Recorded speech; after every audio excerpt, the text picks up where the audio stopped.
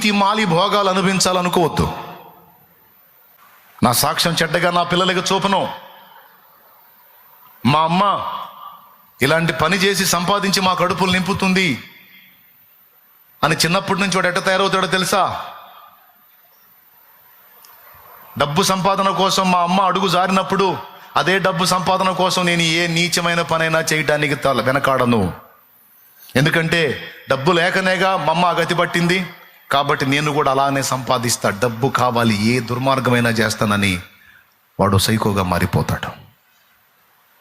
కష్టమో నిష్ఠురమో ఆకలో దప్పులో నీతి మాలి అడుగులు జారి సంపాదించి ఏదో పిల్లల్ని బ్రతికిద్దాం అనుకోవద్దు బిడ్డ.